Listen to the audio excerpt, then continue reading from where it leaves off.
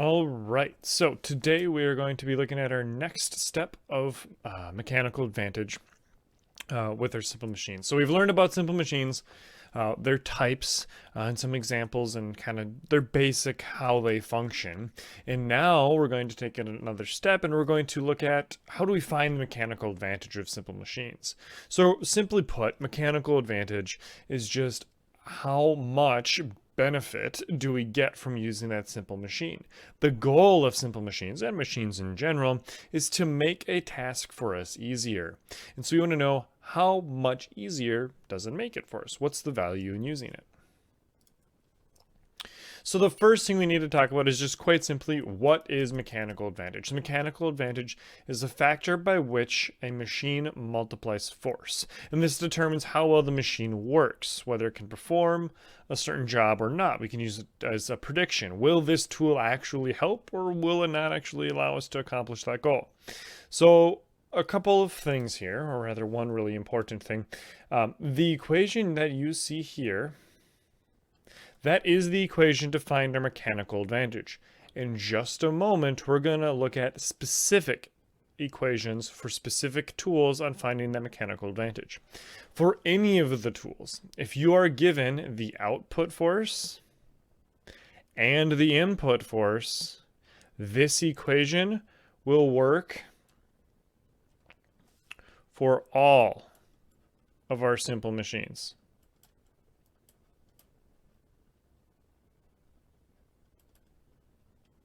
Okay, if you are not given the forces, so you're not given something in newtons, then you will likely have to use the specific mechanical advantage equation for that simple machine.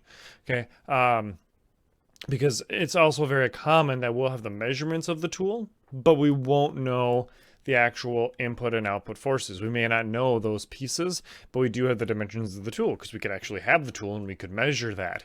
And so that's why we need to talk about those equations. But sometimes we'll know what these values are. Now there's one other important thing I want to highlight, and this goes for all mechanical advantage as well.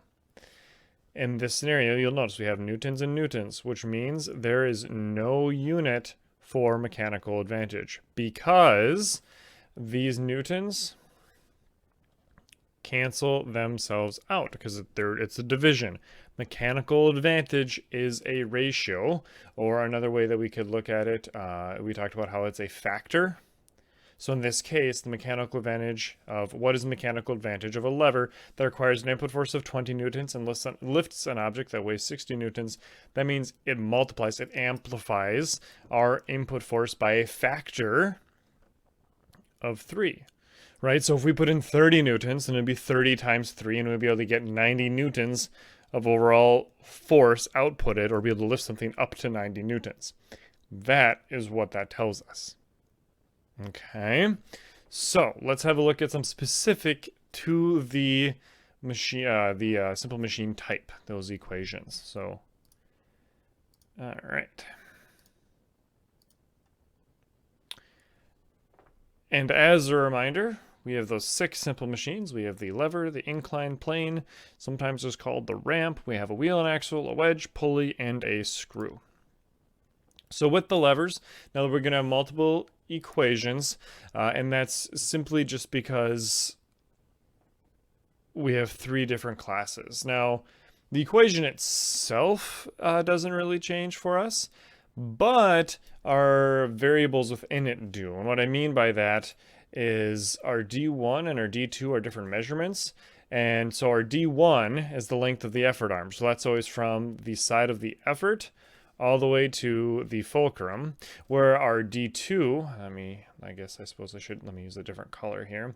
Our D2 is going to be from wherever the load is to the fulcrum. Okay, and so then they'll reach that point. So that's kind of where those things differ, and as we know, the fulcrum and those pieces will change depending on our lever type, and so that's why our equation is the same, but a little bit different, if that makes sense. And so you just have to be really kind of aware of that. So for our first class lever, we essentially take our D1 and we divide by our D2. Now, one thing to just keep in mind, in case this has happened, like let's say we have this really, really long arm. Let's say we measured it in meters. So let's say we have my effort arm measured in meters. Oops, there we go. And then let's say my load arm was measured in centimeters. Like let's say it's really, really short. Let's say I have to convert one of these measurements because we have to make sure the units are the same so that they cancel out. If they don't, then you'll end up with a completely incorrect mechanical advantage, right? You could have one that's significantly higher than what it actually is, or significantly lower if your units are off, because they actually won't cancel. And so you really need to be aware of those things. And that doesn't just apply for a lever, that applies for all of ours, but this is a good initial reminder of that for you.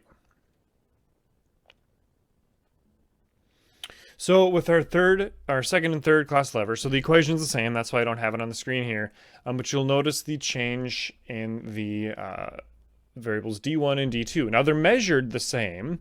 They're always effort to fulcrum and then load to fulcrum. You'll just see how they appear differently on the screen.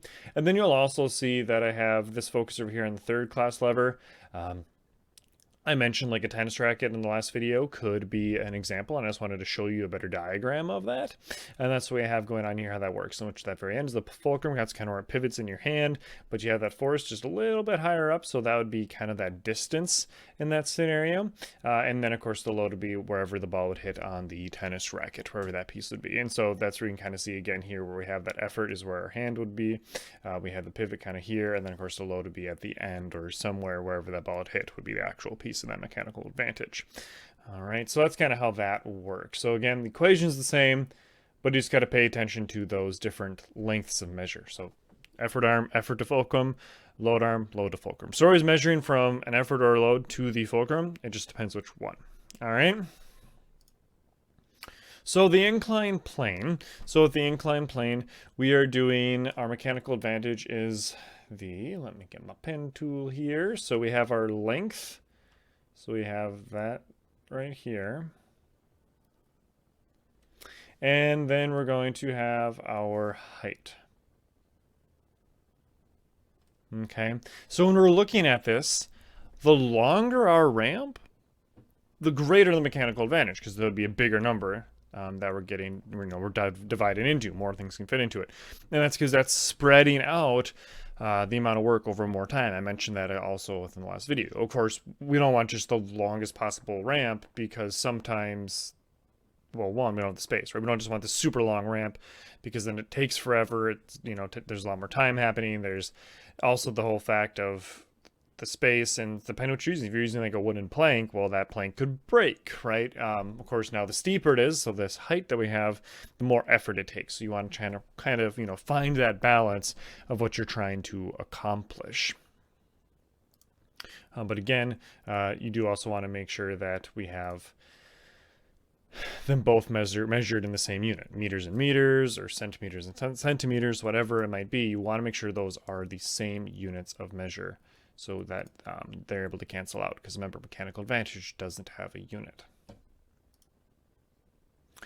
All right, so now wheel and axle, and I mentioned this briefly in the last video as well, in which we're effectively looking at the big wheel and the small wheel. So the wheel and the axle, and we're looking at that radius. And so if we're looking at that, so our radius axle, or RA here, that's going to be from this point to this point.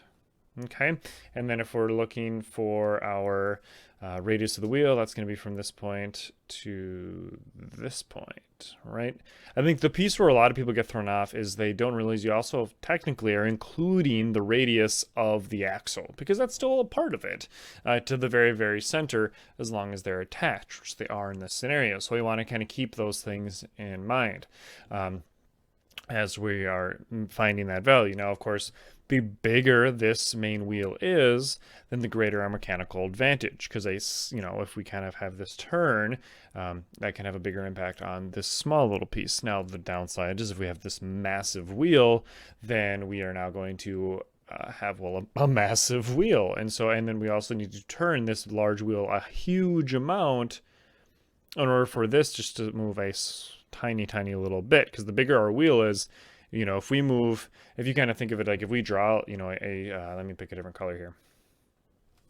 If we draw from, kind of this straight line here, if we try to do the best I can here to draw these straight lines, but effectively, right, you can see that looking kind of at that. So we had to turn this outside wheel this far, where the inside wheel, we just had to go this far. And so you can see how that gets amplified, in which a large turn has a very small amount. So if we're trying to turn something, then maybe it's really, really heavy, then sure, we want a big wheel, but that means we're going to need to turn that wheel a whole bunch of times to just have a very small overall effect. But that's, again, part of where the mechanical advantage is coming from. We're spreading all of that effort over a larger distance, so each amount is requiring less effort, but it just didn't take more time in order to accomplish that task. And our wedge equation is very, very similar to our inclined plane or ramp equation, because they're very similar tools in an extent. Now, what we'll have here is, so we're going to use our width for the bottom, and then we're also going to be looking at our length again. So we'll have our length here. So again, well, that's not a very straight drawn line, but you guys get my point, I hope. Now, if we increase the length, so if we increase that value, effectively this point is going to get a little more narrow. It's going to become ultimately kind of sharper. It's going to get stretched out. I think if you could just take that shape and just pull it apart and stretch it, then absolutely it's going to get a little sharper. Now, the downside to that is, one, it's really long, but two, as you know, if things get stretched out and they get thinner, they become more fragile. And so we don't want it to be too thin, because it could break a lot easier. Its durability is going to be reduced, which ultimately means it can't do the job that it needs to. Of course, we don't want it too wide, because then now, if it's too wide, then it really doesn't offer much of a mechanical advantage. So then what's the purpose of using the tool? So again, it's about finding that balance. Another reason too, we don't want to stretch it out, or rather, if we don't stretch out and make this just really thin this way, if we shorten the width, then now that also becomes more fragile, and there's less of a surface for us to hit. So its impact ability is much lower as well. If you think of like a nail, which is a type of wedge, you want that nail head. I mean, that gets wider. That's our way of kind of finding a fixer on that. And once you widen just the very, very edge, but the wedge is actually just the tip of it, where the whole rod actually isn't a part of that wedge equation. That's not helping its mechanical advantage, but allows us to have a more specific point, but then still have a wider overall shape to hit and hammer in. So that's kind of a workaround that nail has created. Whoops, there we go. All right, now the pulley. So now the pulley equation, we actually keep it pretty simple when it comes to this. And that's going to be, the mechanical advantage is strictly the number of supporting strings. Again, we're distributing the weight over multiple strings, which allows it to actually be a lot easier to pull. So in this scenario, this string here is the only supporting string, which means that our mechanical advantage is just 1. All right, so why would we use this if it doesn't give us any pure mechanical advantage, right? This weighs 100 newtons, so we're going to need to put in 100 newtons of force. It allows us to change in direction. We can now pull down while this object now moves up. So that's kind of the benefit of it, because sometimes it is easier to pull down on something than it is to try to lift, especially if you need to lift it at a higher height. So if it's not something where it's the sheer weight that's in the way, it's more the direction and that kind of piece, that's where it can be really helpful, actually. But let's say we want to make it a little bit lighter. So in this case, we have 2 supporting strings. We have supporting string 1 and supporting string 2. And what happens is this weight of 100 newtons ends up being divvied out to 50 newtons for each string, which means we only need to pull with a force of 50 newtons since it's 50 newtons at each point. And so we just pull 50 newtons, that allows the string to move, and then this gets pulled up. So we just have this kind of pulley resting on the strings themselves. Same thing applies if we have a mechanical advantage of 3, in which we have string 1, 2, 3, and then again each one is on a third, and then we get even more complex with 4. I'm sorry, I was seeing the 5 on the 25, which is where I accidentally said that, and that's where we have that happening as well. If you notice these numbers also happening on the top and wondering where those are coming from, that is the amount of force that this red arrow would have to be. Effectively, this bolting, it's the amount of force that it would need. And that actually gets reduced. So in this case, we needed to pull down with a force of 100 newtons to lift something that's 100 newtons. So it's 200 newtons of force actually pulling that this anchor needs to be able to hold up to. Whereas since we need to pull with a lot less force on this last one, that only needs to go up to 125. So that's actually where that's coming from. Now, you might be wondering, Well, why then don't we just, in any, regardless, always use a mechanical advantage for a pulley system, or even more? You can have more complicated ones. And when it really comes down to it, it's because, well, they're complicated and we need a whole lot more string. It actually turns out in order to lift this, just like with the wheel, we had to turn it further. And you'll notice a lot of simple machines, they distribute or space out the effort over more time and distance. That's what makes it easier. Well, the downside is now we need a whole lot more string. And so we need to actually pull 4 times as far in order to lift this object the same amount of distance as the mechanical advantage 1. And so that's kind of just showing the idea of how it's spread out. Well, it's spread out 4 times the distance. Well, 25 times 4 is going to be our 100 newtons that we ultimately got to. So we kind of still do the same, but less, right? So it's less up front. It's kind of like we pay as we go. It's kind of, like a payment plan, when it comes to our force. So there's definitely trade-offs for these. So we want to find what, that balance of what we are trying to accomplish.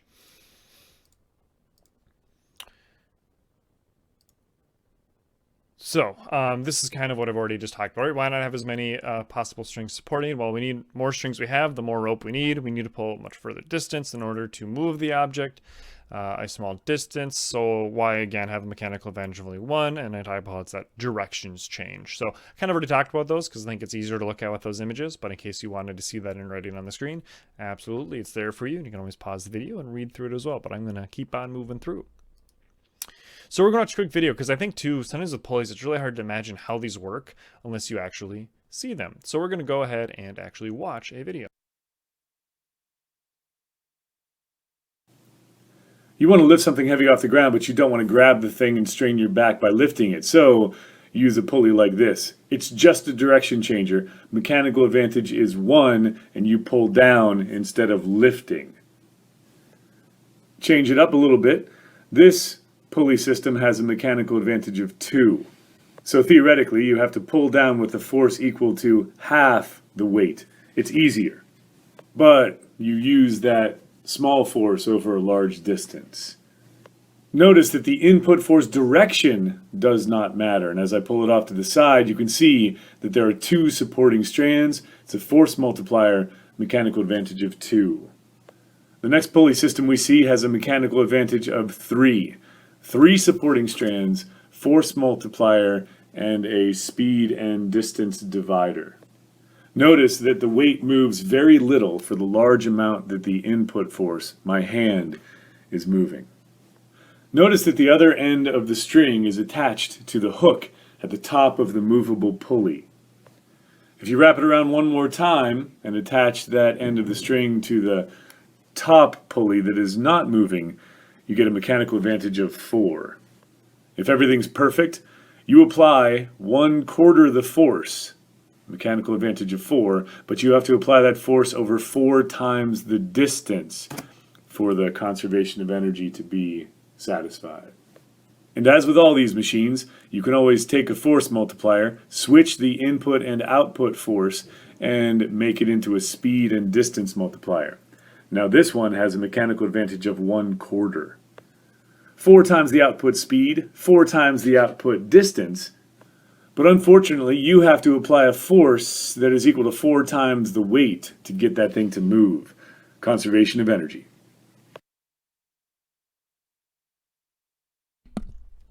All right, so in this video, we walked through those 4 ones we actually just previously looked at, and then give you kind of an alternative and flipped it, literally, in which now we have a pulley that we're pulling from the other side, and now we're effectively reversing our mechanical advantage. So this is really one of the scenarios in which you can have a mechanical advantage below 1, in which you are opting to have it make it harder for your job. And as you saw, what that allows you to do is move something with incredible speed. And that's something that we'll sometimes use, if you think of the gears in the background of these slides, you could take, we could flip it around with the gears and allow one to move extremely fast, but it would maybe require a lot of effort. And so that'd be, again, looking at like the smaller one going into the bigger one and things like that rather than the other way around. And it could just be really hard to turn. That takes a lot of effort, but we can get something to move very, very quickly. And so that's why we'll have like gear shifting, like in cars and all those things. And that's how we're generating different speed and abilities, and whether we're trying to get torque in the sense of more, control and effort and actual pulling force, but we don't move very quickly. And so that's where that'll happen, where we want a really high mechanical advantage. But if we want to be going really, really fast and we can generate a whole bunch of power, then we want it to be the other way around, so then we can get a lot more speed out of it. So it really just depends what we're ultimately trying to accomplish. Okay, so we have one more left, and that's going to be the screw. So with the screw equation,